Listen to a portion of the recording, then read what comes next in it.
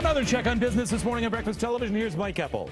Yeah, hey, Kevin, good morning. We're going to start with the Canadian dollar this morning, which is seeing a resurgence in its valuation against the U.S. greenback. Our dollar is suddenly at a three-month high.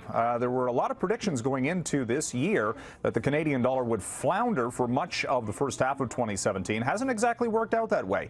And right now, we've got it closing in on 77 cents U.S. on international currency markets. This is fallout from the U.S. President-elect Donald Trump and his news conference yesterday, where we saw all sorts of market reaction. While Trump was speaking, we saw a sell-off for stocks, specifically in pharmaceuticals, and then the market recovered, and the U.S. dollar, which has been pretty much going up in a straight line over several weeks, all of a sudden it's cooled off.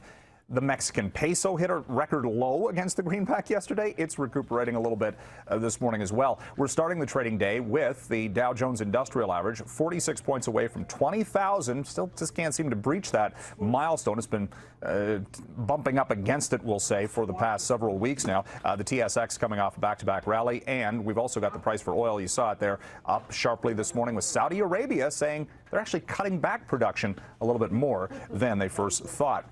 Changing banking landscape in Canada expected for 2017. Globe and Mail has an interesting story this morning about how the Canadian banks are scaling back on the number of branches in operation, as again, the shift toward mobile banking will likely accelerate over the course of the year. Traditional bank branches now more seen as a place for Canadians to go to talk about their investments and meet with advisors, that sort of thing, as opposed to doing teller operations. Nevertheless, the banks branches are still going to remain in place, but you may see fewer of them over the course of this year.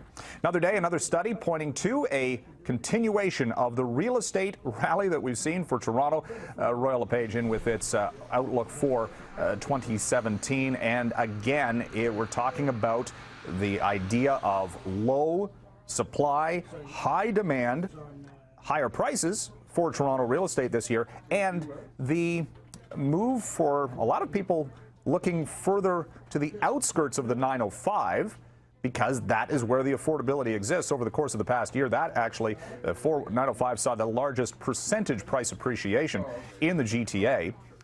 Trend is probably going to continue this year. And again, the idea of a Vancouver real estate market slowdown, forecast for prices there to fall by upwards of 8.5% over the course of this year.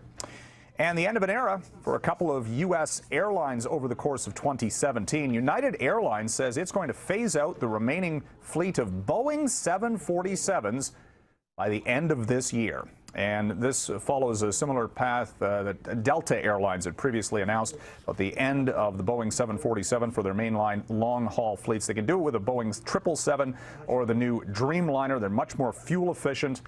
So again, the Boeing 747, which was seen as the empress of the skies for a long time frame in U.S. aviation, probably not going to see too many of those in the skies after this year. Of course, Air Canada's previously phased out their Boeing 747s. And Kevin, you ever fly one of those? Any chance? No.